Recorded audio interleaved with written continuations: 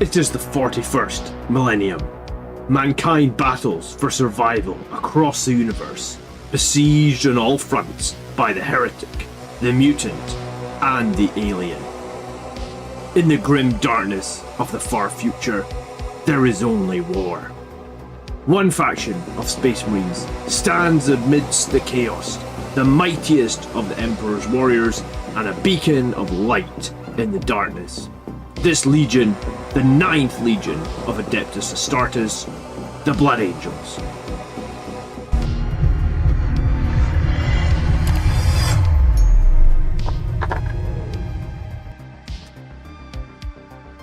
Good evening, good evening.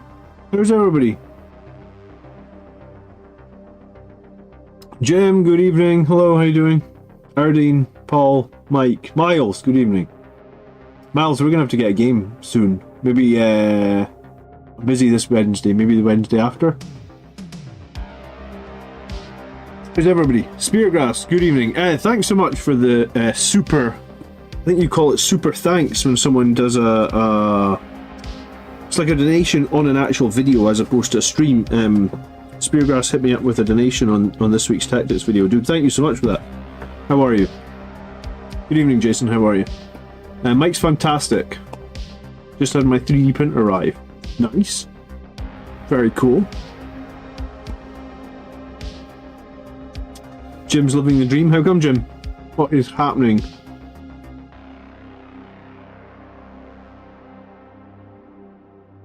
I figure for the next God knows how many weeks I'm going to be painting Land Raiders. I've got 2 of them.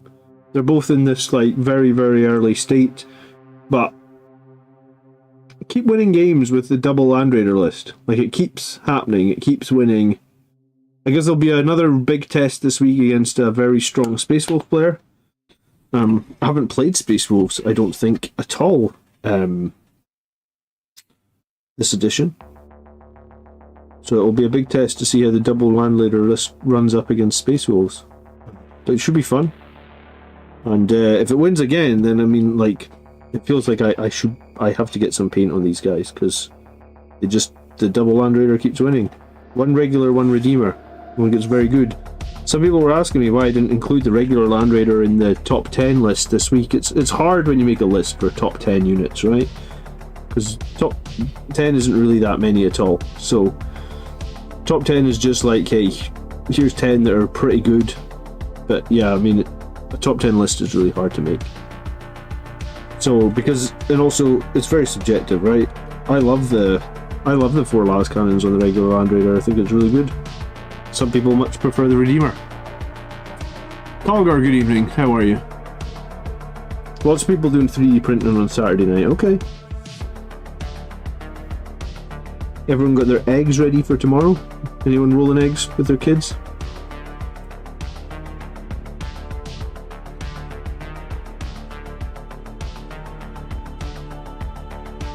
I'm going to be live for maybe like 90 minutes. If there's any Blood Angels specific questions, you can ask them.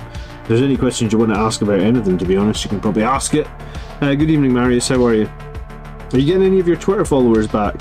I've been loving every single tweet. I've been clicking the like button on every single tweet that you sent out, because I know that you got screwed over and lost your Twitter account for, like, basically a bot removed his Twitter account.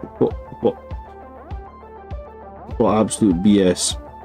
So every time I see you tweet at the moment, I'm just loving every one of your tweets to try and get you some traction.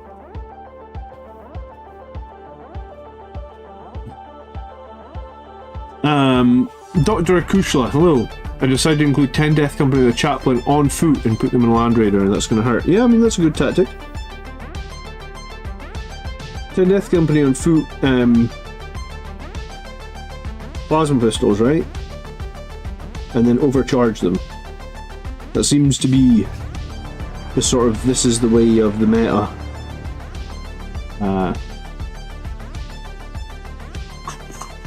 I like that you use a Redeemer and a Land Raider, 2 different roles, 2 different threats. Yeah, and I think, while the Redeemer is very good, it offers nothing in probably turn 1, right? Or very little in turn 1. I mean, I guess it offers protection for a unit, but like very little shooting damage output in turn 1, and it's a big expensive model. I still like the Redeemer, but I feel like it needs backed up. I feel like I've been doing better since I backed it up with the second Land Raider. I mean, I'm undefeated since I backed it up with the second Land Raider, so we'll see if we can keep that streak going, I guess.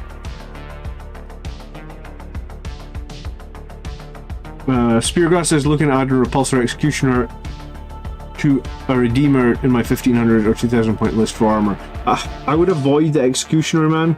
I used it a bunch of times. I don't think it's nearly as good as a Land Raider, and it's kind of just about as expensive, right? Like it's like 230, 240 points, maybe. The main problem with the Executioner is that you want the Executioner to stay still to get the heavy, to get the +1 to hit in the heavy, and it only gets a couple of shots, so you really want it to stay still, but in reality it's really hard to keep it still. Having played it in a few games, there's very few times I ever felt like it could keep it still. So I ran the Executioner. I think I ran it in my Gladius list a few times, but I very quickly moved away from it. I don't like it, personally. I think it's difficult to play. Maybe if you're running Ironstorm, it would be fine. But in the other detachments, I think it's very difficult to play. Because you want to keep it still. And then, in reality, people will just move out of line of sight and you won't be able to stay still.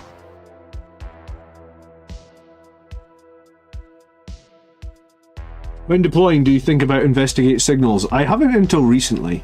But yeah, I think if you watch my game this week, I definitely deployed thinking about investigate signals.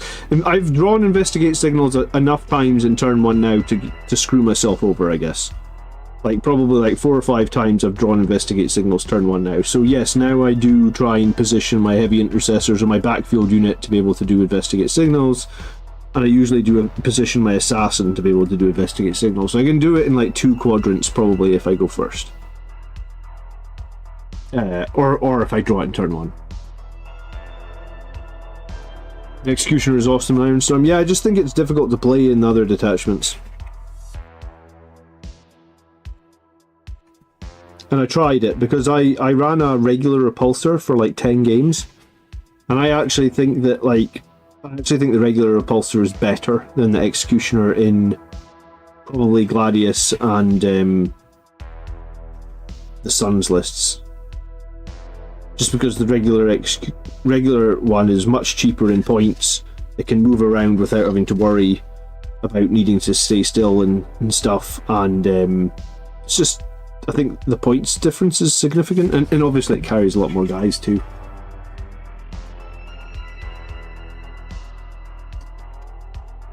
Anything else you think of while deploying other than staying in cover? I'm sure I mentioned some of this in the video in the tactics video I did last week, Jason, right? I usually try and find I usually think a lot about my Death Company or my jump pack units and try and position them so that they can move up the board and cover. That's probably one of the other biggest things, the biggest takeaways I would say. And that like my jump pack units want to be able to move from an obscured position in turn 1 in my deployment zone into an obscured position in the mid board in turn 2, right?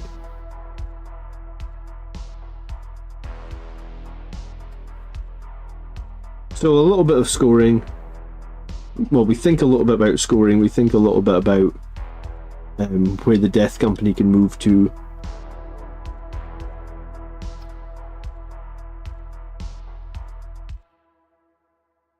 Dev Wounds eat Land Raiders for breakfast. Yeah, I mean, I played against Haywire this week, man. Drukhari that have the 4-up Haywire. And I think the 4-up does Dev Wounds, right? So it was just like on every 4-up it's just 3 Dev Wounds and I don't get a save on the Land Raider. So yeah, I mean every list's going to have some weaknesses, right? It's not like you can build a list that has no weaknesses. So yeah, there is matchups out there that can be super difficult for the double Land Raider to be effective against. I'm not denying that at all.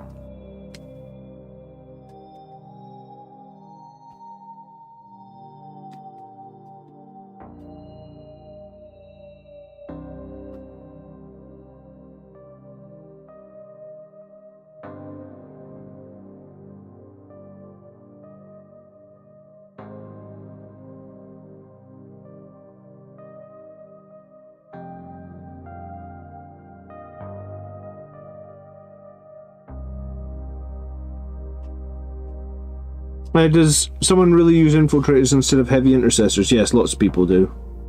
Lots of people rate the deep strike denial that the infiltrators give much higher than the heavy intercessors.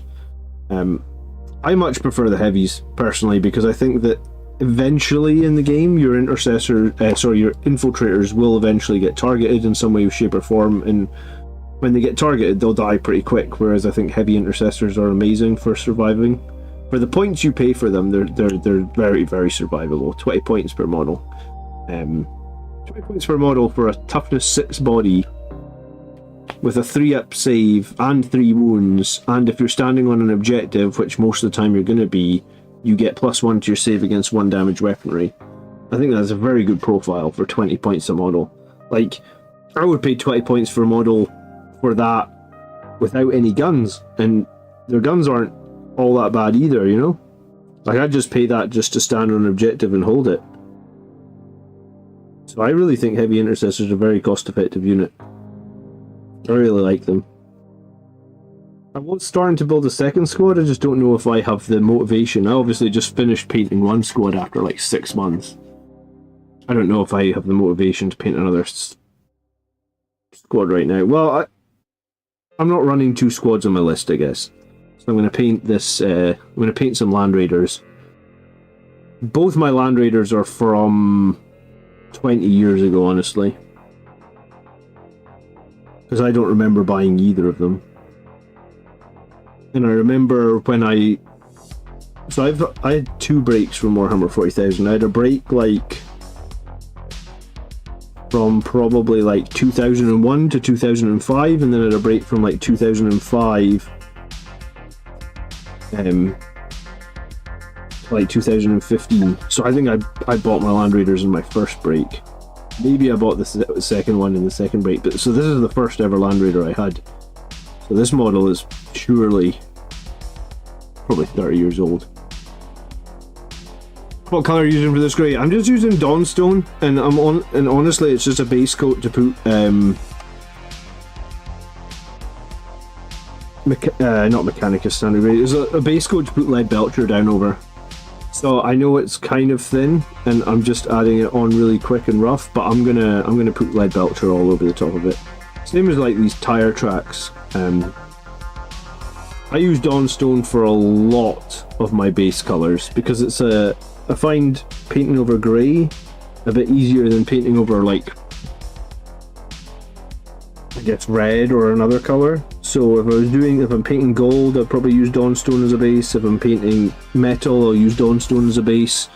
If I'm painting like Brass Scorpion, because I'm probably going to use like some Brass Scorpion on the exhaust ports, I'll probably use, yeah, like they're already painted them another time. They're Dawnstone as well, and I'll be putting Brass Scorpion over the back of them.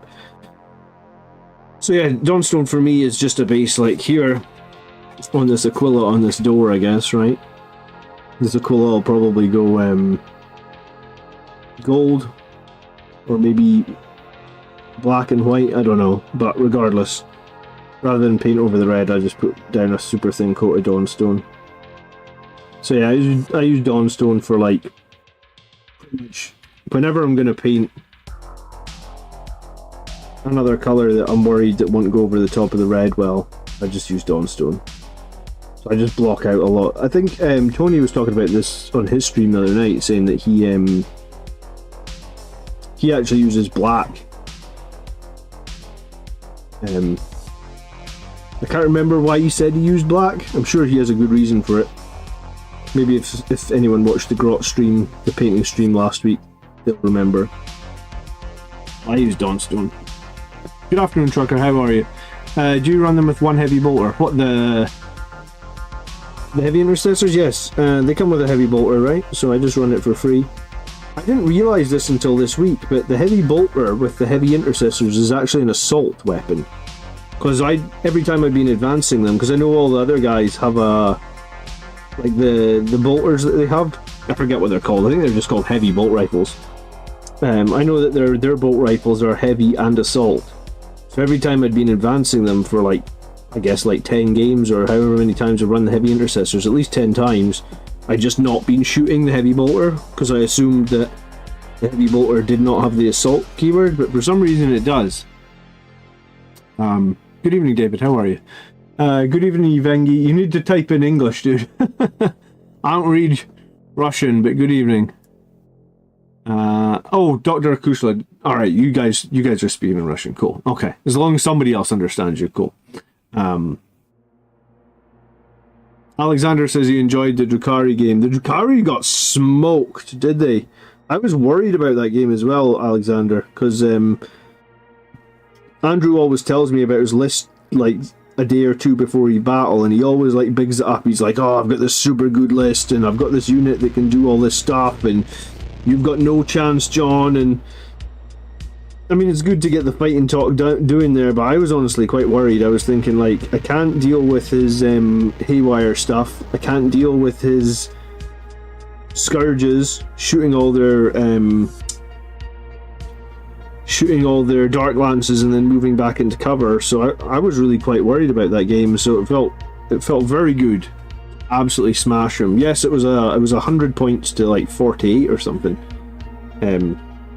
He actually conceded in turn 4 because all he had left was two. He had 2 Kronos left. His entire rest of his army is wiped. And actually, here's the messed up thing. Until like turn 3, he'd only killed like 4 Death Company models and 2 Blade Guard the entire game. In turn 3, he finally took out a Land Raider and a Predator. But you know, up until turn 3, he'd only killed like 200 points worth of models, and I'd wiped his entire army. So that was a rough game for Drukhari. Do you still review Watcher lists? I review army lists every Sunday night, if that's what you're asking.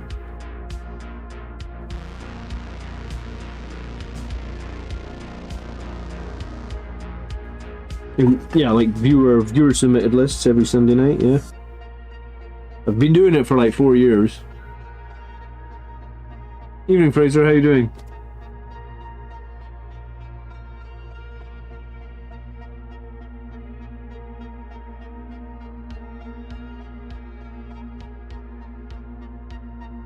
Are the heavy intercessors done? Yeah, well, I mean, they're done in the fact that I just need to spray them with some varnish. I've been watching the humidity, and the humidity this week has been crap. And if you don't use varnish, then the trick to not having your models go and get discolored when you use varnish is you need to spray them when the humidity is low. So yeah, my heavy intercessors, as soon as there's a low humidity day, I'll spray them with varnish, and then I'll share what they finally look like. Because the varnish will really help finalize the models or whatnot. So, but they are finished. Transfers on, everything. Just waiting to get varnished. Hopefully I don't have to play with them too many times, because obviously every time you touch them before you varnish them, you will take small amounts of paint off the model, so hopefully we'll get a good... I did look at, like, it was supposed to be like 60% humidity yesterday, which would have been fine. It didn't. It turned out it never actually happened. And then I think it was today it was supposed to be down at like 59% humidity, and it never happened. The weather forecast, and there is supposed to be a day like next week where it's really low humidity. So it can be hard to get the humidity that you need here in Scotland, being that it's always cold and wet.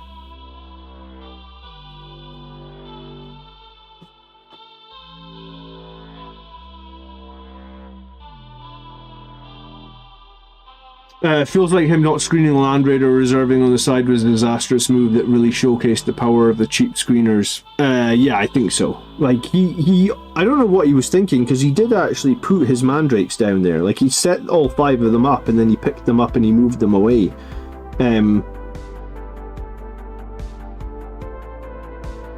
So I don't know what he was thinking.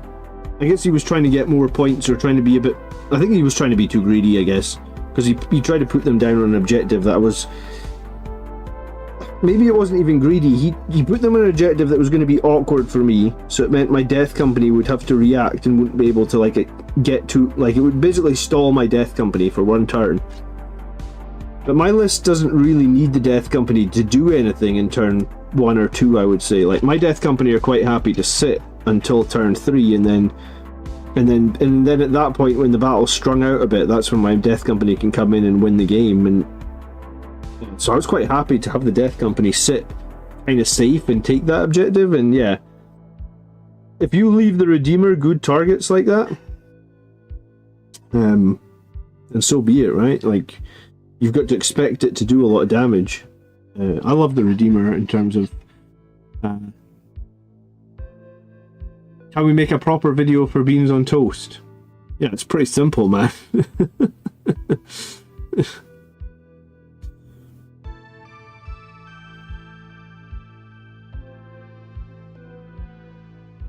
I don't know if you get baked beans in America, right? In a can in tomato sauce, right? That's a thing. High humidity, cold and wet sounds like St. Petersburg. You know what? I'm sure that in some ways Scotland probably is similar weather to St. Petersburg, because I bet you if you compare the latitude, I forget which one it is, latitude or longitude, whichever one determines how far north you are, then I'm pretty far north, right? Like I'm like 80% all the way into the north of Scotland. Like I'm almost as far north as you can be in Scotland. So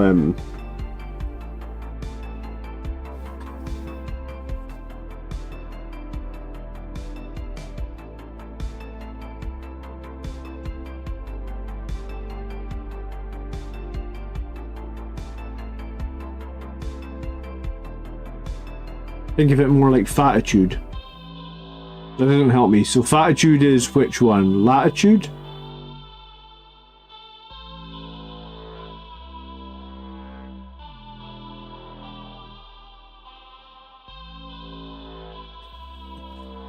Is beans on toast a meal that you would actually eat, Trucker? Is that what it is?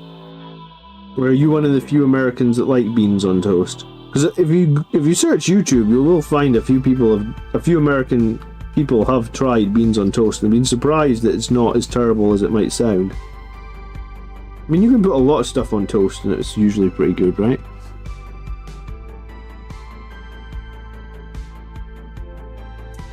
You've never had to consider humidity? Yeah, you've never had to consider humanity, sorry. Yeah, I've had some varnishes that haven't been great because I've sprayed with too much humidity. I believe the magic number of humidity is you don't want to be spraying over 70% humidity, but I am super cautious on it because obviously it took me 6 months to finish those heavy intercessors. So I just give it like a whole extra 10 degrees. So I generally don't do my varnishing unless it's low, very low 60s, maybe even high 50s. I guess we get enough days like that in Scotland throughout sort of I want to say not the summer period, but between spring and winter, like every season except winter, we get enough of that, so I can spray when I can get that, I can make that work, I guess. Cheesy beans is the king on toast. Is the king, huh? I could get on board with cheesy spaghetti. I'm not sure about cheesy beans. Maybe that'd be okay. Maybe I'll make it one time and share how you do it. It's very simple. Beans on toast repulses us like peanut butter and jelly repulses Europeans. Do you know what? I think Europe has changed, man. In the stores here now, in Scotland, you get that like peanut butter and jelly in the same jar, where it's like segmented. You know what I'm talking about? Where it's like, there's like the jar's almost divided into like eighths. And there's like a spiral of peanut butter, and then there's a spiral of jam, like that. I'm sure it's an American brand that sells it. It's called, I want to say it's called like Goober or something. But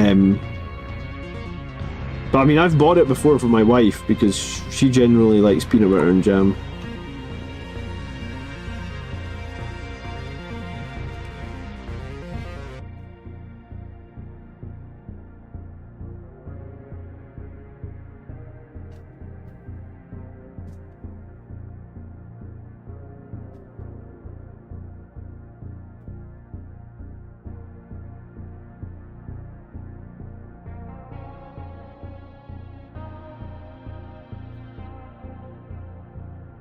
Smuckers. Yeah, that rings a bell. Yeah, no, that, I mean, that's on the shelves in our local store now, like, and people do buy it. I mean, like I said, I've bought it a few times. I don't mind it. I don't think it's as alien as it maybe once was, I guess. You know what I want to do, actually, is I want to get my super heavy tank out so I can see, because I think on my super heavy tank I painted all these stupid, like, rivets, and I think I, like, paint them all metal. I think I even maybe painted some of these things metal as well. And I want everything to match, and I don't have that many painted tanks. So I guess probably at some point I need to get my super heavy tank out and compare how I'm going to paint all these little rivety things, I guess.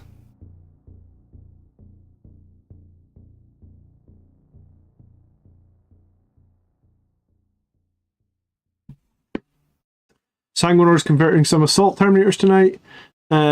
Sean, good evening. This isn't the Redeemer. This is the regular one. But thanks, Sean. I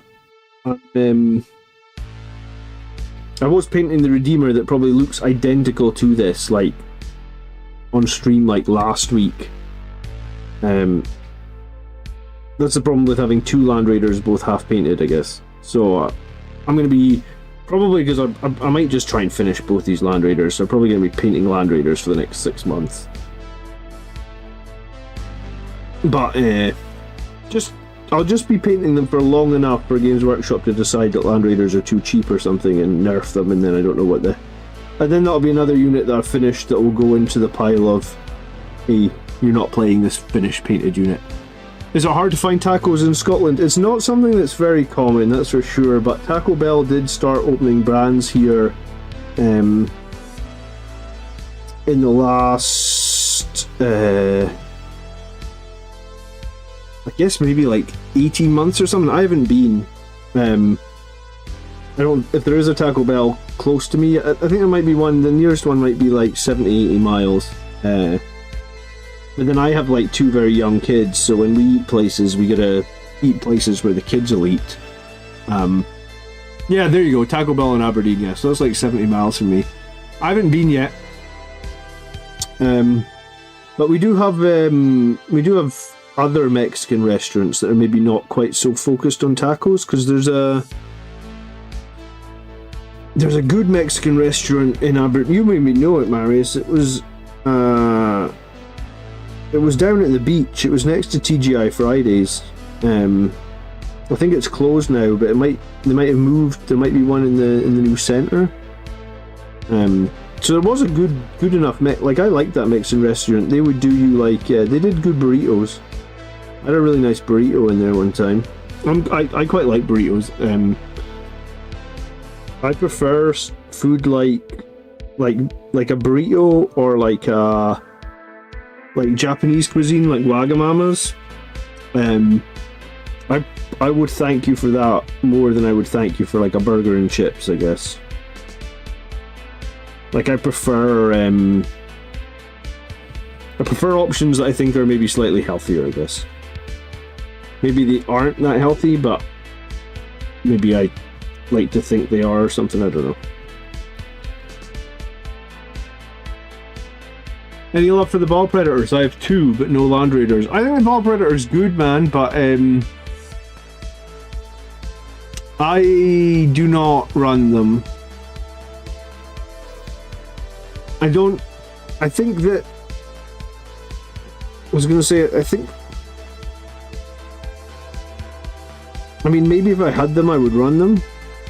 I've got a Ball Predator with the autocannons. I just never had one back in the day with a flamer, so I guess because I don't have a flamer one, I haven't really felt the need to run it. I also think that when I'm taking armor, I'm usually taking it to deal with enemy armor and not infantry. But I do think the Ball Predator is fairly decent with the double Flamestorm. I just don't have one, so I don't run it. And I like what I'm running at the moment, so it's not like I dislike it. Alexander says, I did read speculation posted on the Blood Angels group that whether they think Death Company jump intercessors will be the way of the heirloom dodo weapons. Yeah, probably, man. Unless they specifically make like a Death Company squad that's all about like thunder hammers and make them good. I don't know what they're going to do with Death Company. But the track record of units becoming Primaris is not good, I guess, is the thing to consider. Is like most times when a unit becomes Primaris, it loses a bunch of its weapon options. Even simple weapon options like the Sergeant getting to carry like a power weapon or something. Sometimes, like Heavy Intercessor is a good example of that. Like, you know, you can't even take a single chainsword on the Heavy Intercessors. You know, like why? It's not like if you broke it down, it would be very unlikely, I suppose, that a Blood Angel's Sergeant in a squad built to have like really heavy armor would not be requisitioned a chainsword, right? Like that doesn't make any sense. That's what it is, right?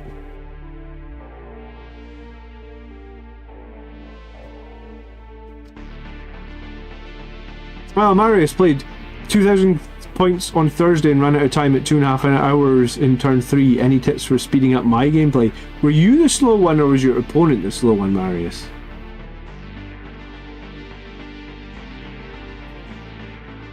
Yeah, Marius is coming to our GT, by the way. Alexander, we're running a GT up in Elgin here in June. It's the first one that we've run. So me and like another YouTube channel are working together to run this first GT, but we sold it out in less than 24 hours, which was cool as hell, I guess. So hopefully the actual event goes well and people enjoy it and we get to do it again, I guess.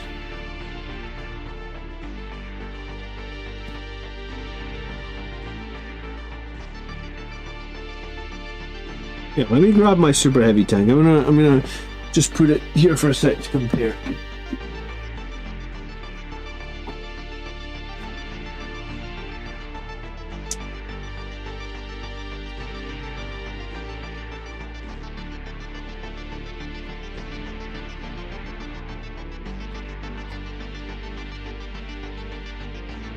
Look, the Rand Raider's a baby! Oh, I've left the live now banner on the screen. Oops. Here's a real tank.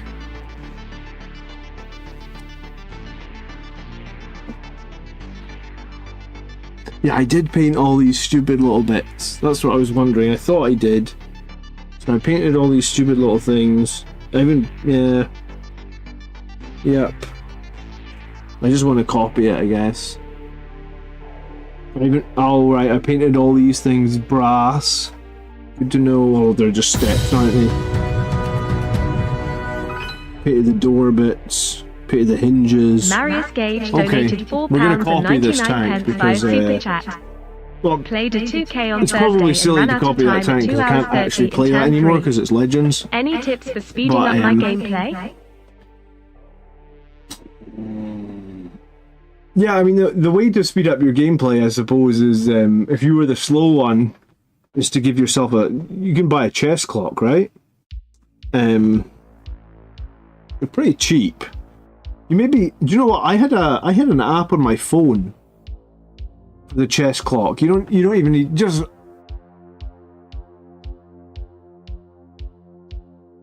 I'm trying to think.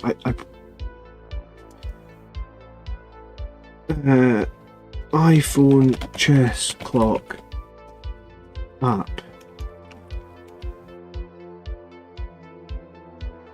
The app I got, right, is honestly just called Chess Clock. It's free. Chess Clock by chess.com. That's what you're searching for the Apple Store. Do you know what? I can just put a link into the Apple Store. So basically, like, you download the app, you give yourself each, if you know you've got 2.5 hours, you give yourself 1 hour 15 minutes each. And then basically you start the timer and you know, if you spend 20 minutes on turn 1, you'll get to a point where you realize you don't have that much time anymore.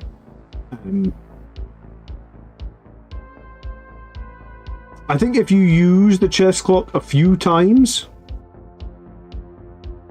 will the tournament run on chess clocks? Here's the thing, if you want to use a clock, you and your opponent can agree to use a clock, but we don't typically enforce them.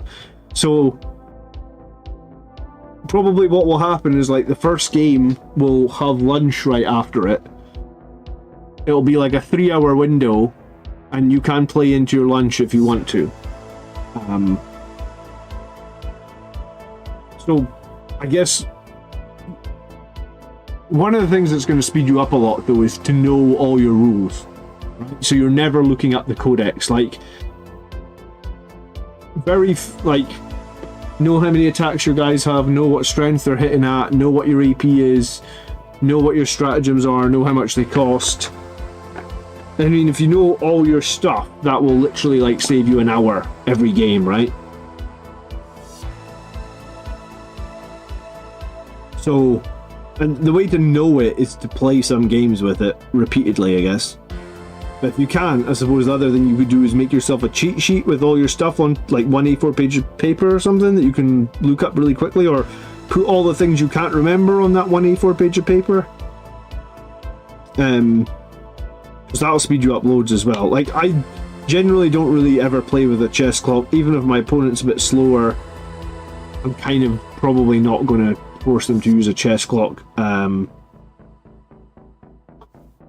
Playing with clocks is fine, but I prefer not to.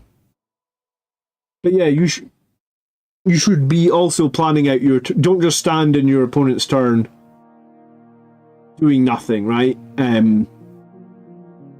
Thanks, Vector. That tank was my pride and joy. That tank was my, like, centerpiece of my whole army until the Legends did it. I was very, very, very, very, very, very, very upset when they Legends that tank, honestly. Because the tank itself was about it was probably 200 when I bought it. But 200 was probably a lot more money when I bought it, because inflation's crazy at the moment. And then I must have spent, like, I think I spent like 6 months on that tank.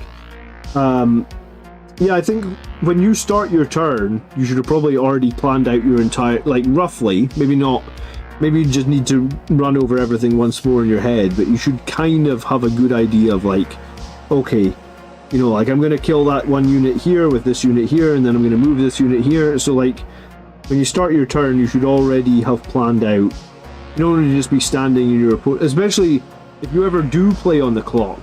You don't want to be, alright, it's your turn, but hold on, I need 5 minutes to think about this. No, you want to have spent that first couple of minutes there, just like, your opponent's starting to finish their turn. Okay, what am I going to do in my turn?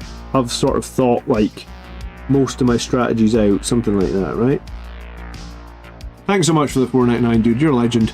And thanks for coming to the GT as well. It's good. It's going to be so good to meet some more people from the channel at the GT. I'm excited.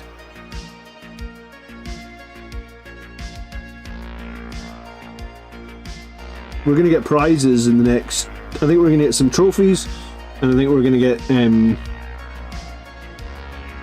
going to get some, like, boxes of Warhammer for prizes as well, so that's going to be super cool.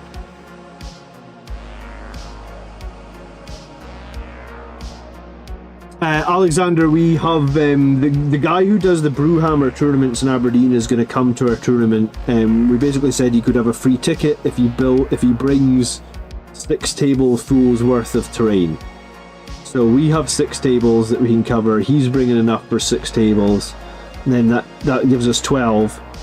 We need 4 more after that, so a bunch of people are going to take stuff from home. So we've got enough terrain, I believe, for the GT. But thanks so much.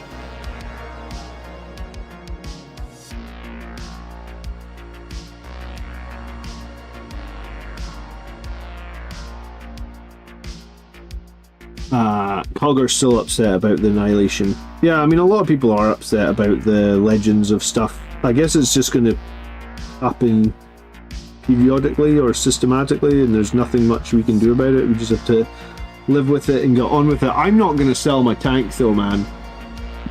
I spent blood, sweat, and tears in that tank. It's like my pride and joy. So someone was like, "You should just sell that tank. You get a lot of money for it. It's really highly well painted." And I was like, "Yeah, I probably could get a lot of money for it, but I put a lot of effort into that, and even though I can't use it anymore, I still have pride in it, right?"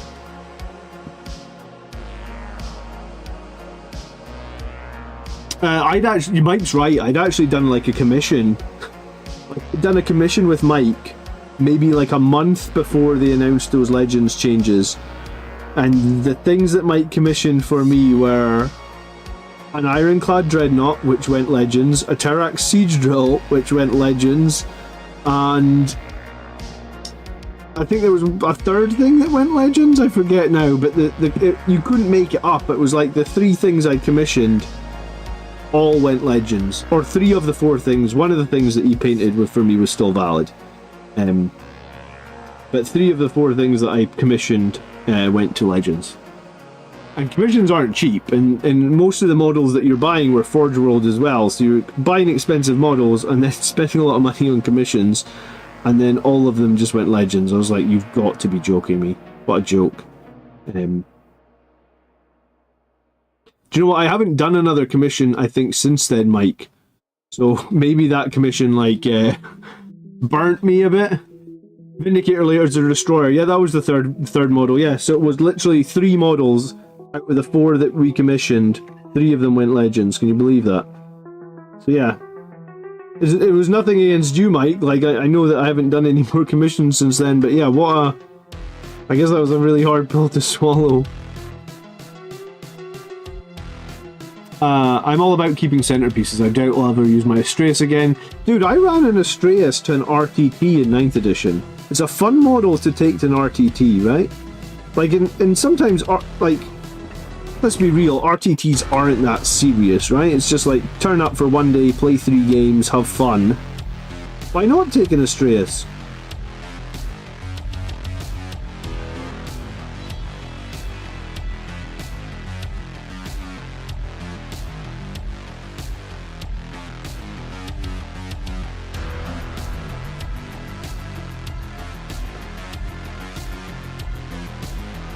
Jason says, make note that anytime Mike paints a commission, it goes Legends in 6 months. Yeah, no, I don't think Mike's the problem here, honestly. Do you know that Terrax Siege Drill was one of the models I was so proud of as well, because Mike did an amazing job on it, and then I got it back and I put transfers on it everywhere. It's got transfers on the underbelly, it had transfers everywhere. It looked so friggin' cool, and then it was nope, gone.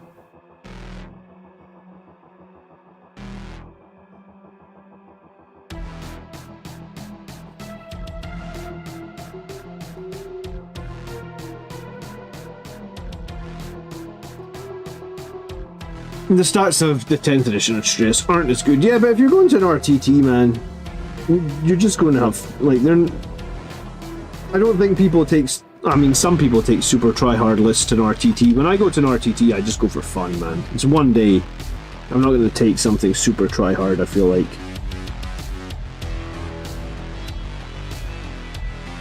Go to GT, yeah, I'm taking something super try-hard. But for an RTT, I'm just going to have fun for one day. I'm just taking something that's fun. Which is an Astraeus, because an Astraeus they are fun.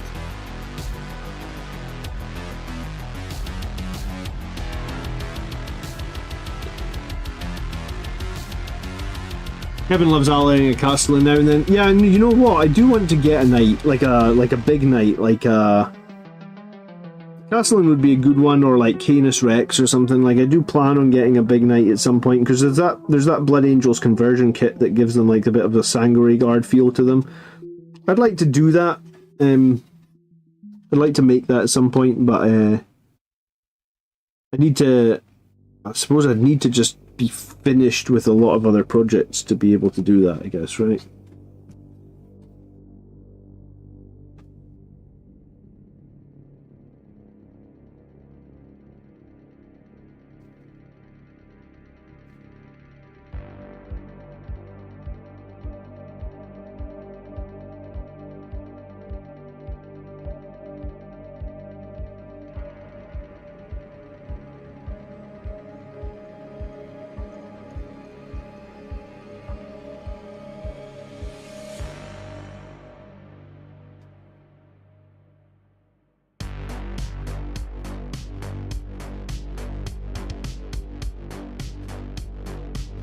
Canis Rex is solid by himself. Someone was telling me,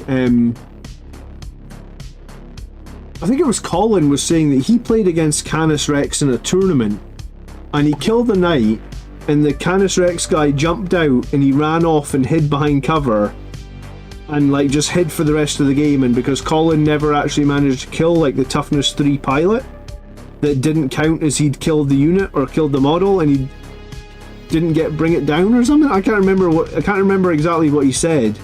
He said it on stream a few weeks ago, saying like this Canis Rex screwed him over in the event because he didn't kill the toughness 3 pilot. I can't remember exactly what happened, but it sounded horrible.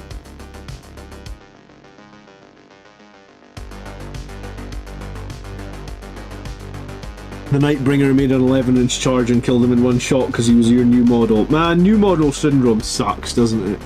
That's funny though. How many likes we got on tonight's stream? 16, we got 48 people watching. You guys can do better than that, come on. I know I always beg for likes, but I do actually need them, so if you've got 2 seconds before the...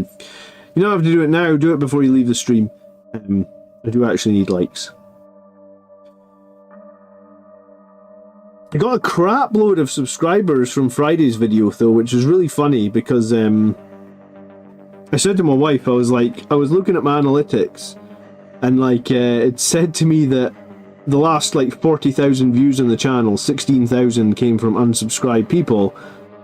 And so all I did in this week's tactics video was like call out like who are the 42% of people watching my channel that are unsubscribed? And why are you not subscribed? Like, what do I have to do to get you to subscribe? And yesterday is the most subscribers I've had in the last 365 days, because I looked at it this morning. It was like, holy crap. So I guess everybody that hadn't been watching that was not subscribed felt called out. They're like, God damn it, John's calling me out for not subscribing. So, yeah, there's the most subscriptions I've had in like 365 days. So I was like, wow. Maybe I just need to ask people to, like, you know, like, it's like you're holding a gun to their head. There we go, look, Henrik's subscribed, there we go.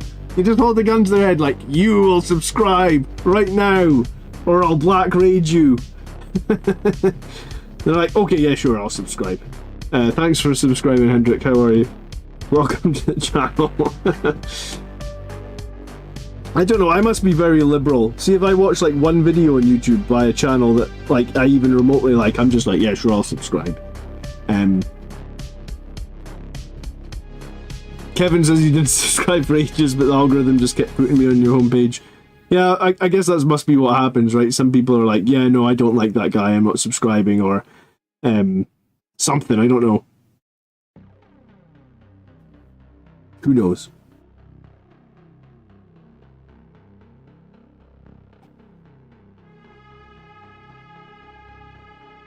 So I'm probably going to bounce between the 2 Land Raiders, rather than just try and finish one and leave the other one miles behind. I'm probably going to bounce between them like stream on stream, and just try and keep getting them both close to completion. And then I think that way I can sort of, like, I want them to look like they are from the same chapter, so I'll probably copy the colour scheme exactly what I'm doing.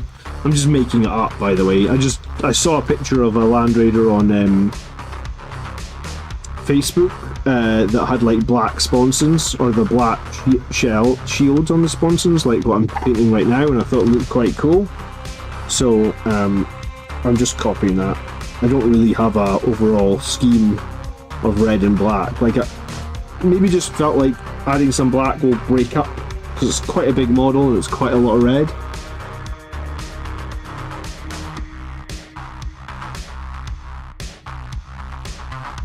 Mike says there's so many channels that I watch and I'm not subscribed. Fair enough.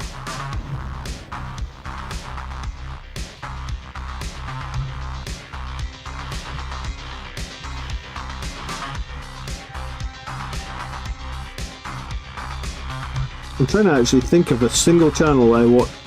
I must just have too many subscriptions then. I must just subscribe to everything.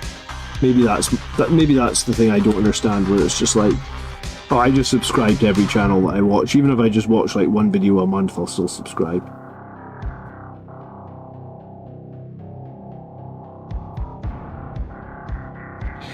But yeah, Space Wolves this Wednesday night. I haven't played Space Wolves. I haven't played them in 10th yet.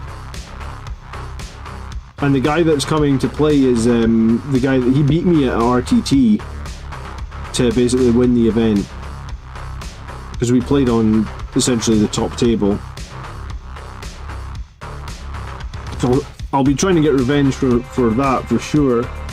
But in 9th edition, Space Wolves had a boatload of like fight on death, fight first, all that sort of nonsense. Do you know what detachment he's running? Yeah, I think he said he was going to run Gladius. I think he said he thought that was stronger for Wolves right now. He did actually send me his list, so I've got it. I just haven't looked at it yet. I don't ever tailor my lists, I guess. So I don't really, like, before we play the weekly battles on the live stream, I don't really look at my opponent's lists. I mean, I could look at them and then I could do a lot of prep for them, but I don't. Usually Monday and Tuesday nights are pretty busy because that's usually when I film my video for the Friday, right? So like Monday and Tuesday nights I'm usually making slides till quite late in the evening and then filming. So usually what happens is it's not that I don't necessarily want to look at my opponent's lists, it's just I don't really have time, or I'll be too tired when because like this week I actually was filming on Monday and Tuesday night till like midnight. I actually put the kids to bed at 7 and then started filming and finished about midnight, so it's just like I'm just too tired at that point to really have any brain cells to do anything, I guess. It's not bad if you aren't running 20 Thunderwolves. Yeah, I was expecting some Thunderwolf cavalry, but like I said, I haven't looked at the list yet. I did play against a couple armies that had Thunderwolf cavalry, and the one thing that when I played them because I played Wolves in 2 tournaments in 9th edition. Actually, I beat Wolves in 2 tournaments and I lost that one game to Garen. The Wolves that I beat, usually I managed to get the jump on their Thunderwolves with the Death Company. That's how I beat them. How does Auspex get his slides and stuff done so quickly? Man, because he doesn't, like, it's got to be his full-time job at this point, man.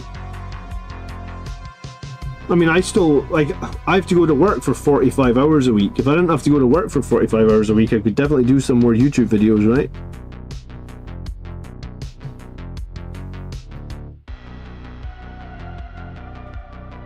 But Auspex doesn't put himself in any of the videos either, which possibly makes things easier because he can be more aggressive with the edits, right?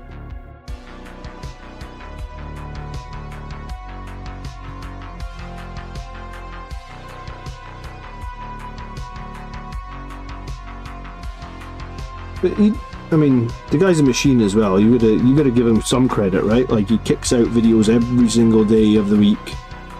It feels like he doesn't even go on holiday, actually, because I was thinking about that. I remember at Christmas time, it's like he's still kicking out like 2 videos a day over the Christmas holidays, so guy's a machine.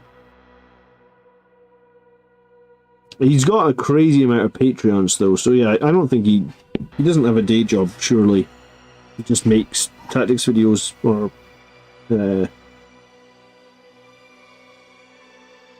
fact-finding videos all the time. I don't know what you call it. I don't know what you call his genre of video.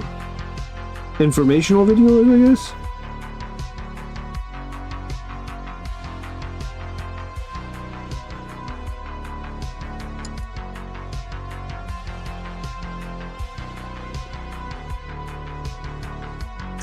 I've played against Wolves and it featured 10 Wolfguard Terminators, and he was running the Raven Guard attachment. I could not shift them, and he infiltrated them onto midfield objective.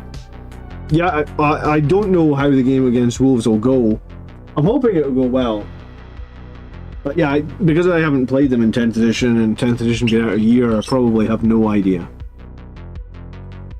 I was going to say,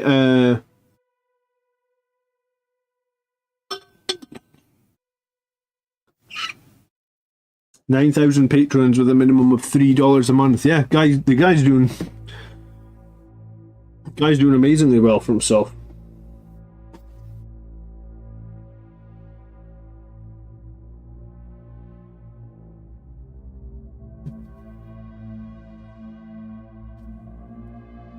I didn't realise it was 9,000 patrons, but wow, that's a lot, isn't it?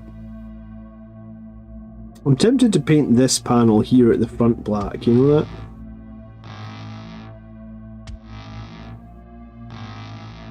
But maybe it doesn't need it.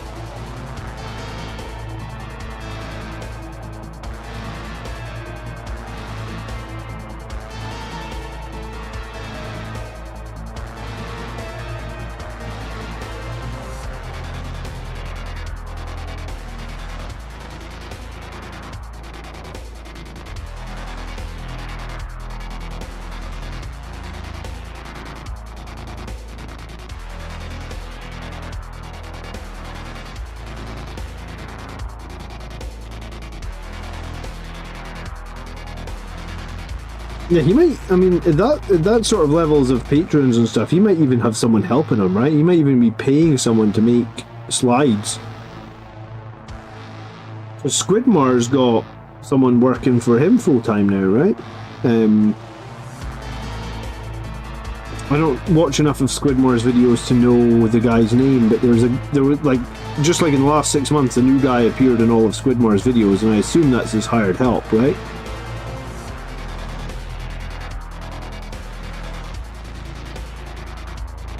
Might be longer than 6 months now, but yeah, I don't watch enough of Squidmar to know exactly. A lot of people are running the Captain plus the 5 Assault Intercessors for just a boatload of essentially chaff clear, or a boatload of like reasonably strong chainsword attacks. I've seen 2 lists do that now. They also typically include the Sanguinor as well in those lists. Blood Angels have been doing a hell of a lot better since they changed the strength from just +1 to +2. I honestly didn't think it would make that much of a difference, but it's made a much bigger difference than I expected, honestly. I guess it's like, at the time I suppose I should have realised, right? Because I was one of the big advocates complaining about like, hey, +1 strength on a strength 8 power fist doesn't really do anything because you don't really hit any breakpoints. You know, there's very few breakpoints that you hit at strength 9 that you don't hit at strength 8. But there are breakpoints you start hitting at strength 10. For example, like Terminators was a good example.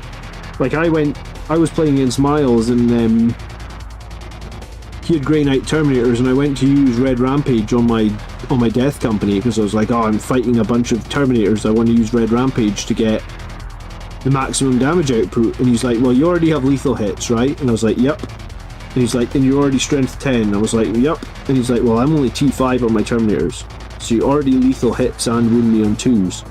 I was like, oh yeah, I don't need to spend any CP now, my Death Company do wound Terminators on 2s. Same when you're fighting against Death Guard, you know, like Plague Marines. You wound them on 2s now without spending any CP. So I guess that extra strength has started us to hit a bunch of breakpoints, and it is a meaningful breakpoint that you are hitting, I guess.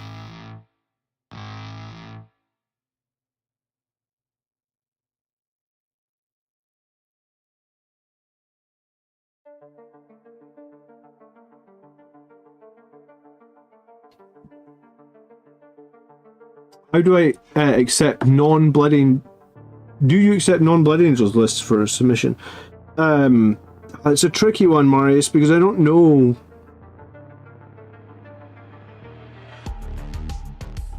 Like, you want to submit an Ultramarines list? I don't know if I know Ultramarines well enough to be objectively useful, I guess, right?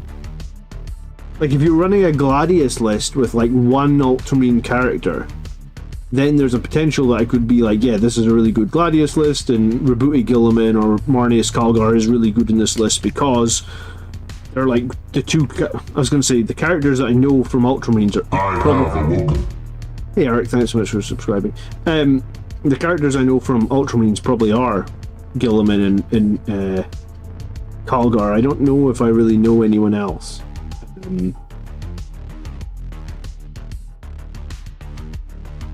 I know roughly what Tigris does, but not enough.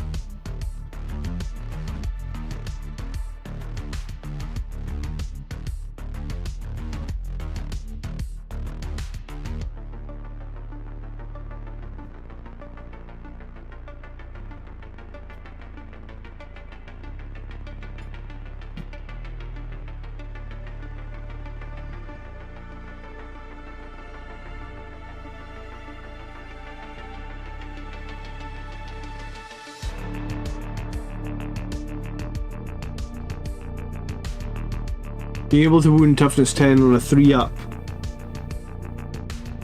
for 1 CP is pretty big too. Yeah, I mean, it helps a lot, right?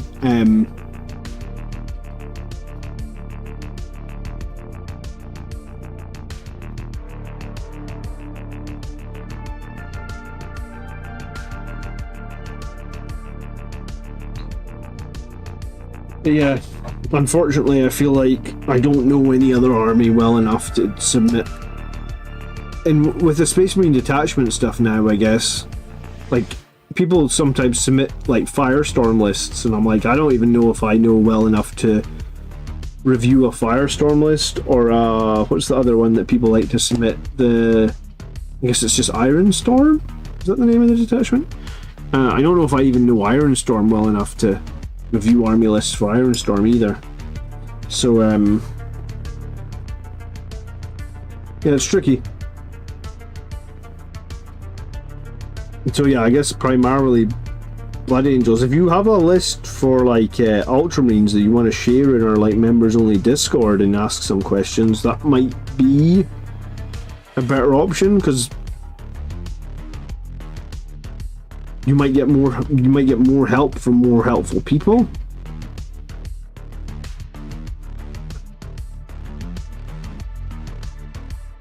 Or maybe you need to become the Ultramarines commander, huh?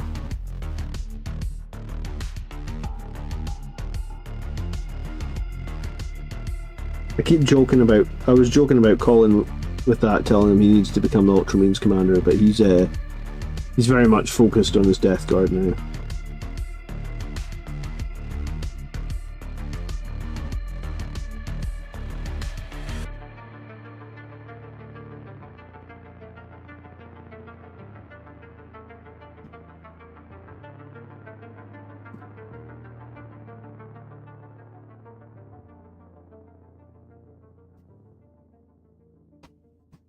Do you foresee Mephiston or Dante ever being meta? Do they just need a points drop? I think Dante needs a rework.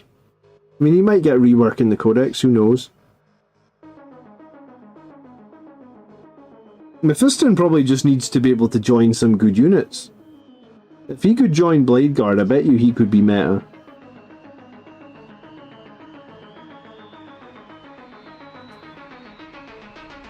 I mean, it's actually not the worst thing in the world, him joining Assault Intercessors. That's actually not too bad.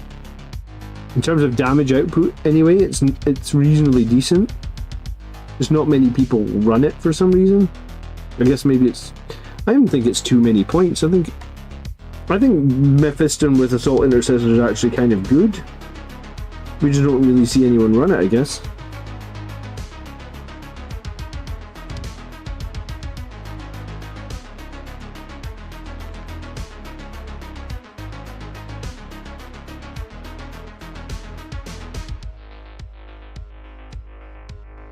Yeah, maybe one day we'll see someone else pick up the mantle of Ultramarines Commander, huh?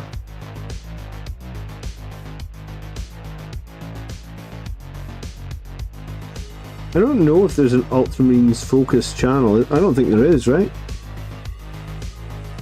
Joe would actually be quite good at running that, would be that Nick guy from Games Workshop, Nick Baton. I bet he would make a good Ultramarines Because he's always posting about them on his social media.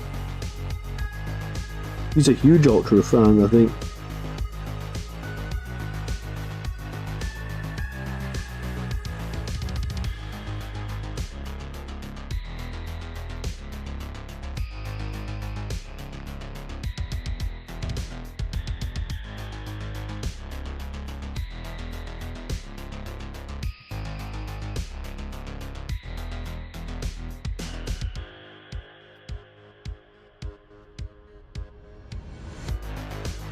Yeah, I've been meaning to paint my new Dante, but because his rules are so crap, I just haven't bothered.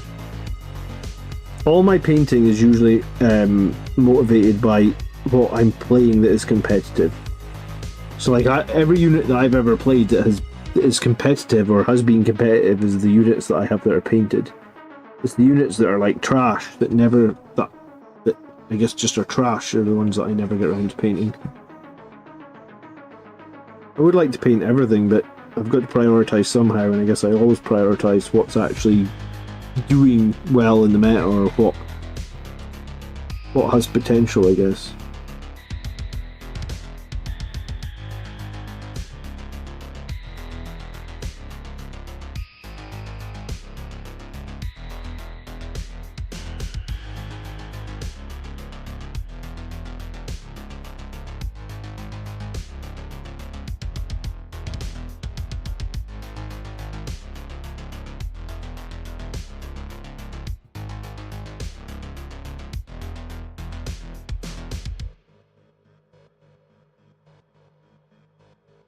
Sean got the new Dante and 15 Sanguinary Guard that I've got left, just rebased in gold, not touched them in months. Yeah, do you know what? I was just finishing up because I had just got to, I think I just got to 25 Sanguinary Guard or 30 Sanguinary Guard. I forget now. But I was getting to a point where I was like, I am almost fully done with the Sanguinary Guard. Like, I got so many of them.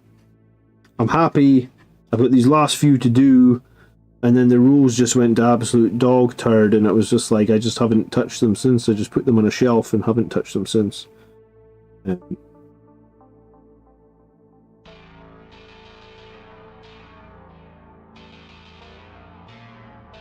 Sanguinary Guard will be back, though. There's no doubt in my mind at some point in the future Sanguinary Guard will have good rules again. Hopefully with the Codex, I imagine. Games Workshop have really struggled to balance Sanguinary Guard over the last few years. They've always been like, either to a point where like you don't want to run any of them, or you just want to run 30 of them. They never seem to find the in-between balance, and I think that's probably why they're out with the meta right now, because they're in one of these stages where Games Workshop got the balance all wrong. And if they don't get it right next time, it'll either be everybody's running 30 of them, or no one's running them at all again. Sanguinary Guard seem to be the most volatile unit in terms of balance like that. Like, they go from everybody running 30 to everybody running none very, very quickly. Do you think it would be enough for Sanguinary Guard to get their -1 to hit and wound in the shooting phase as well? I think if they had -1 to hit in the shooting phase, that would help phenomenally. I think maybe if you gave them -1 to hit and wound in the shooting phase, they might actually flip the other way and be too strong, man. It's probably just like one change they need, like one really good objective change. And yeah, being -1 to hit and shooting all the time, that might be the change they need. They don't need a lot.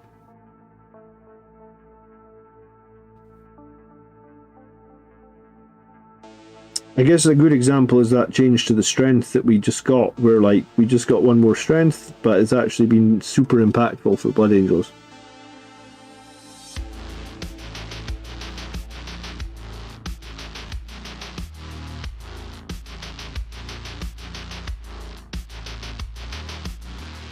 I did think at one point that the thing that Sanguinary Guard were missing was just like an invuln save, right? Like if they had an invuln save, would that make them playable? It wouldn't even have to be a 5-up invuln. I thought, I mean, in some ways I suppose that's the same as like -1 to hit or -1 to wound, right? Like something to give them a little bit more sticking power. Why not make them really good but limit them to 1 or 2 squads? I think that's what I would like to see, honestly. Because they've really struggled so many times to get them right. That's what I would do if I was Games Workshop. I would just be like, okay, use that example there where we thought that if we give them -1 to hit and -1 to wound, they're too powerful. Perfect. Alright, we'll make them super powerful, but you can only have 1 squad of them. Then we'll just balance their points. Because everyone will take the 1 squad, right? Because they're super powerful. But let's just balance the points. I suppose I could complain in that, like, I've got 20 or 30 Sangreguard and I don't want to not have any. But that argument is kind of a moot point, right? Because I've just had to throw my Tarax in the bin, I've just had to throw my Vindicator in the bin, I've just had to throw this fucking giant super heavy tank here in the bin, all my Tat Bikes are in the bin, all my Land Speeders are in the bin. So how is putting 20 Sangreguard in the bin any different, you know?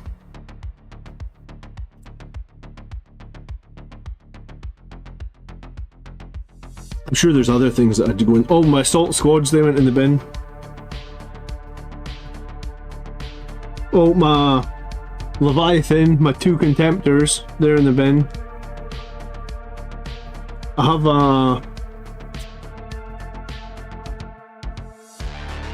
have a Rapier Cannon, that's in the bin. So, I mean, it wouldn't be the worst thing in the world to have to put 10 Sangreguard in the bin if it meant the other 10 were super awesome, right?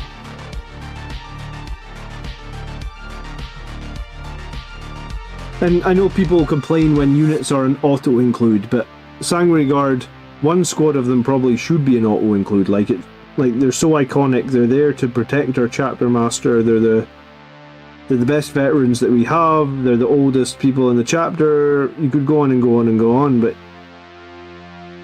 so you could probably argue if there ever is a unit that is an auto-include, that's it, right?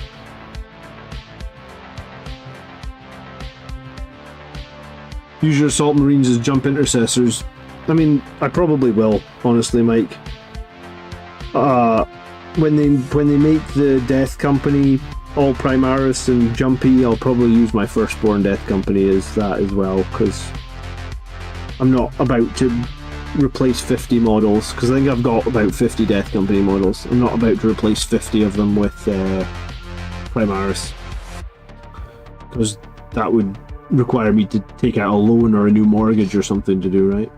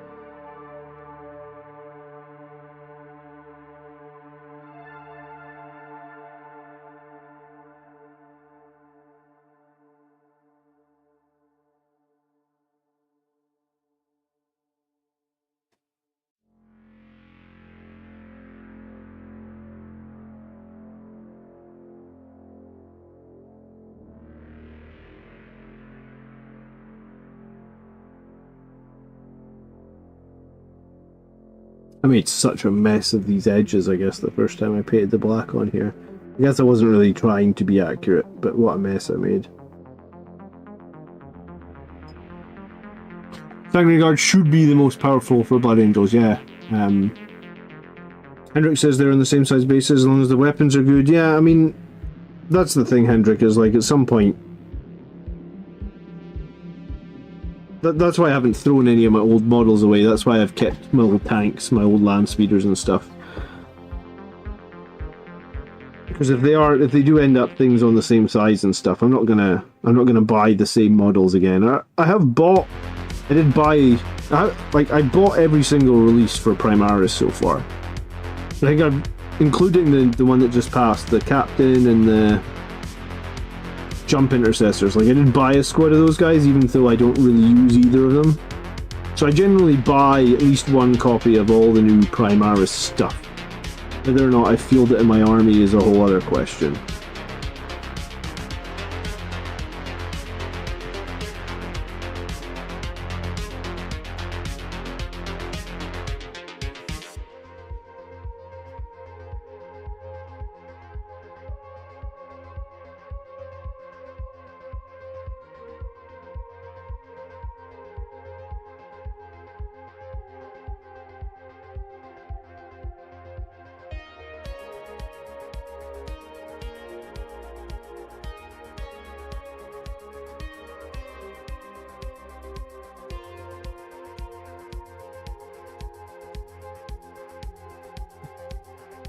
Has the stream dropped? I don't think so. I was quiet for a minute there, but...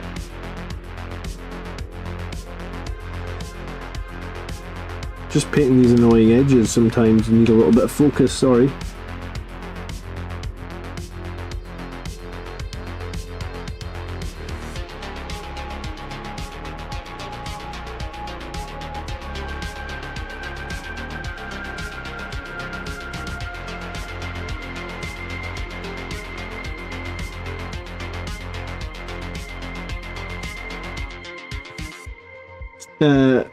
Darryl says because he plays World Eaters and they have such a small amount of units that it means that Games Workshop can't really make any of them bad. I guess that's a positive way of looking at it. I think Space Marines are always going to have a little bit of a bloat problem, right? Though, because they're like 20-some years old. You know? Like, I know that they said that they removed a bunch of data sheets and that was one of the things they wanted to do with 10th edition. Well, guess what? As soon as they said that, they just added all the data sheets back again, and I don't actually know how many data sheets they saved. To me, it feels like they didn't really save any. Maybe one or two, right? Because like a lot of stuff got re-added in some sort of shape or form. I just painted friggin' red all over that. Idiot.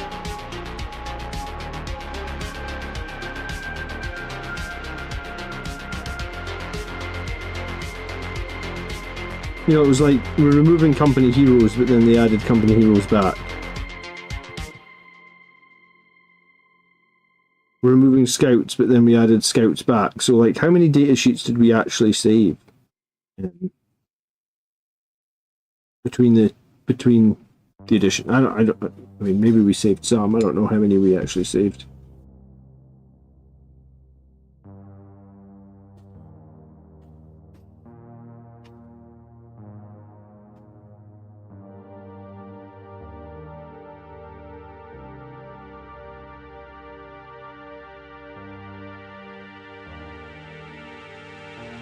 Can we walk through your Centurion bonus?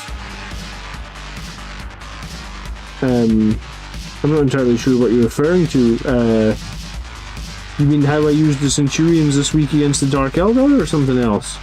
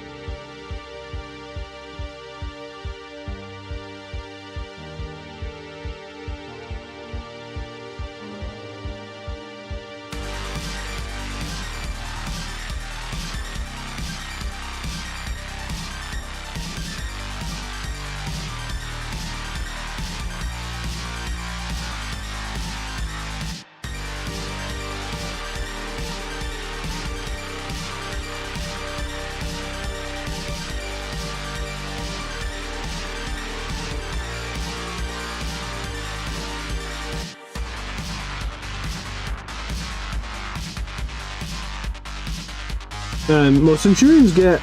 All it did was, Centurions get sustained hits 2 against monsters and vehicles, right? Which means every single time you get a 6, you get 2 additional hits. So it's very simple. I mean, all I did against the Dark Eldar was give my Centurion's Oath a moment against the unit, which means I can reroll all my hits. And then basically every single dice that wasn't a 6, I just re-rolled it. So I'm just completely fishing for 6s, because every 6 is 2 additional hits.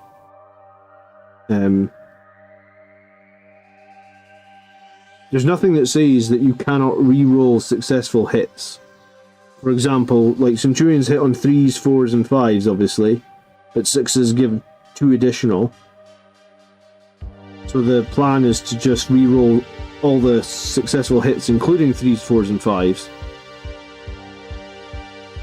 Because any, you know, if you got 1, 3, 1, 4, 1, 5, and you re-roll all 3 of them into a 6, then statistically you've done just as well. So you're just looking for as many 6s as possible because you get the sustain 2.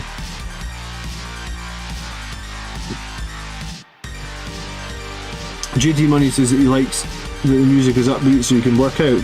I like working out to upbeat music, man. I wish I could actually play like Metallica or something on stream. Did you see my new cup? Did you like it? And Coffee for All. I do like Unjustice for All. It's probably one of my favourite Metallica albums.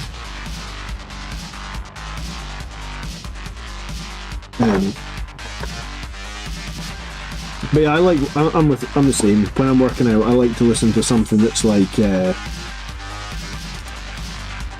150 beats per minute or something. So it's like gives you a bit of extra boost or a bit extra energy. So I got about 10 minutes of streaming left, guys. So I promised I'd go and spend a little bit of time with the wife tonight. So if there's any final Big Blood Angels questions or final questions, I'll be back tomorrow. We do army lists on a Sunday night, so I'll be back to do army lists tomorrow night. You can tune in from about 8 UK time for that.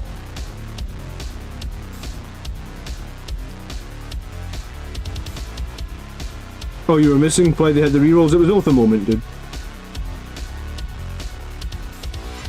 Centurions with the Sustain 2 and Assault Weaponry benefit massively from Oath a moment. It's just a case of like, sometimes it can be quite hard to... Not that it can be quite hard to put Oath a moment on their target. It's more just sometimes you need Oath a moment elsewhere in the board. But Centurions get a ton of value from Oath a moment, so if you can give it to them, it's great, but it's just hard to do sometimes, because other units benefit from Oath a moment too, obviously. But Centurions don't actually have that many attacks, and they possibly, like, 4 attacks each, you already have Sustain 2, so statistically, I suppose, like 4 Centurions should hit 8 times, and they should roll 2 6s. So statistically, out of your 12 hits from the Centurions, or sorry, from your 12 attacks, you should get 12 hits, right? Because you get 6 hits, plus the 2 6s, which then become 4 more. So Centurions don't really need Oath a moment, statistically speaking, I guess. Like, 4 of them getting 12 hits with Strength 12 twin-linked Power Fists is probably fine. But if you are into monsters and vehicles and you have Oath a moment free, it's very good. Thoughts on company heroes? I have a character on his own, could use them or a blade guard for the unit. Well, I haven't tried the company heroes, but I do like looking at their profile. I think it looks okay. What I have done is I've run blade guard a bunch of times, and I'm in love with blade guard. I think they're one of the best. Well, I think they're arguably probably the best Primaris melee unit that they've released for Primaris models. My blade guard always seemed to do pretty good work for me, so I'm a huge fan of blade guard. And that goes for like I was running blade guard in the Gladius detachment. I don't necessarily think it's Sons of Sanguinius only. Sustain 2 is statistically the same as 2+ to hit. Is it?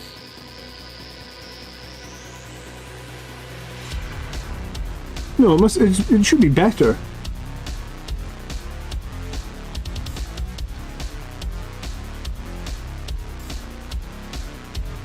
But yeah, Assault Centurions are a great unit. I like them a lot. They're not very durable, but if you've got them in the Land Raider, I feel like they come out in the Land Raider, they kill something, and then typically they just die, but usually they kill something more expensive than the 150 points you spend on them, right? And that's kind of where I stand with them, is they're not that survivable because they don't have an in-run save. They're weak to stuff that has like anti-infantry, so they're weak against Drukhari, they're weak against Death Guard. They definitely have weaknesses, but they do also just kill stuff with Strength 12, Twin Linked. Are they called siege? They're called siege drills, aren't they? I was going to call them Power Fists. They're not Power Fists at all. I think they're called siege drills.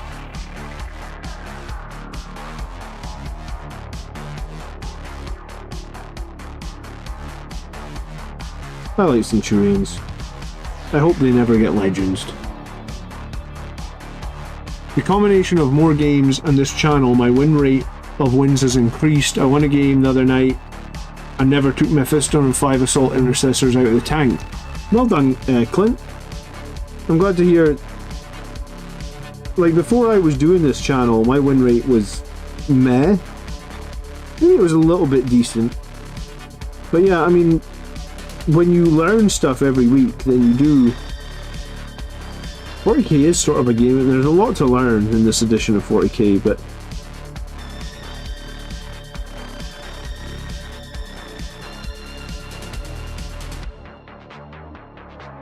thanks for the positive comment, Clint. I'm glad to hear that you're doing well.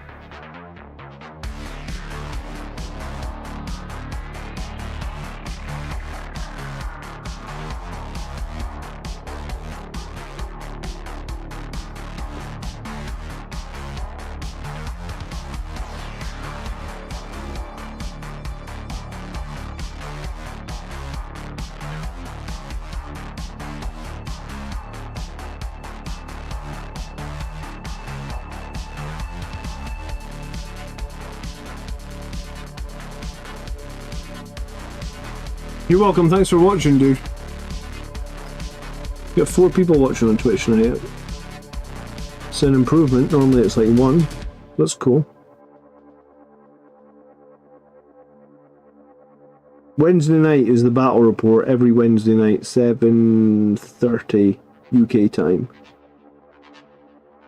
I say every Wednesday night, I have to cancel occasionally because of real life crap, but most Wednesday nights.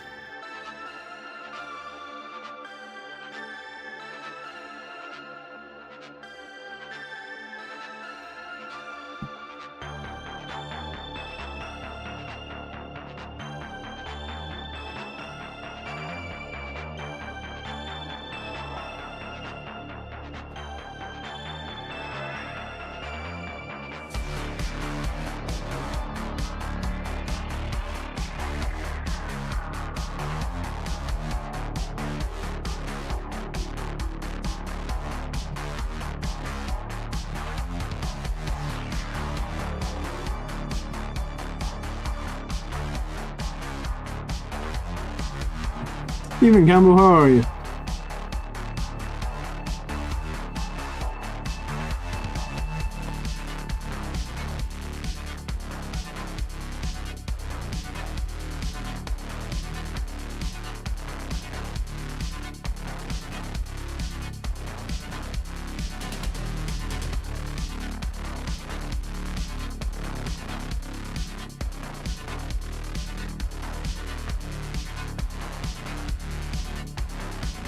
Right, this is going to about do it for tonight.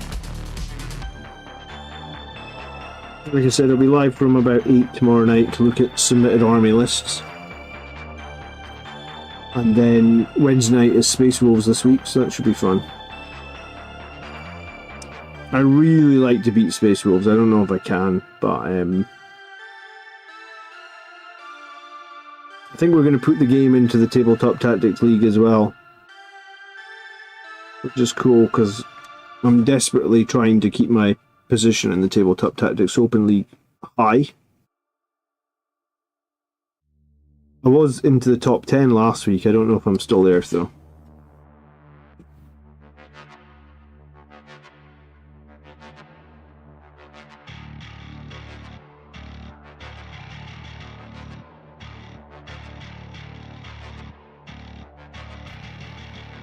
Yeah, I finally got someone coming to play Wolves against me, and there's a guy that beat me at the top table at an event. It wasn't last year, it was the year before last year. I didn't quite realise how long ago it was, but yes. So it's a rematch against a guy that beat me to win an event. So if I'd beaten him, I would have won my first ever tournament, which still haven't happened. Well, do you know what? I did win a team tournament. I guess that doesn't really count.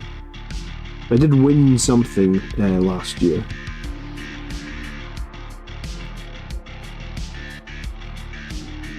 Still searching for the elusive soul victory. Good evening, DTM. I'm just actually taking off in the next minute or two. Sorry. I said I promised my wife we'd watch a movie or something tonight, so I'm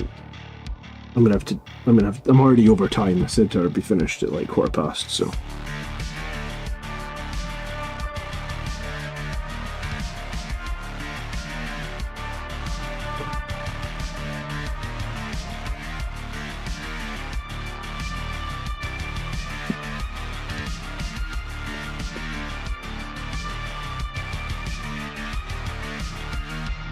Yeah, we'll see against the Wolves. I think it'll be a fun competitive game. Garen is a very good player.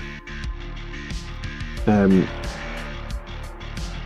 he's coming to our GT as well, so I want to have at least played once against Space Wolves. I don't want to end up playing against them at like one of the top tables and get beat because I don't know what the hell they do this edition. So over the next month or two, I guess I'm going to try and... I'm always trying to get different opponents on the channel anyway, or different armies on the channel anyway, but I'll try and... I'll see if I can get Miles to bring his Nids again. See if we can get him to bring like a Monster Mash Nids or something, because I really have no... I mean, I beat Nids like once, I think when Miles played them, but he was using like the Leviathan starter box. So I need to actually play like a solid Nids. I need to play Necrons as well, man. I get like no experience against Necrons this edition. What do you think the most cost-effective way of dealing with Canopic Wraiths is with a Technomancer? Toughness 6, 4 wounds, 3 up, 4++, 5 up, feel no pain, 3 animation. I think the best way you actually deal with them is the Aggressors, but that's not the Sons of Sanguinius detachment. I think in the Gladius detachment, you deal with them with the Aggressors.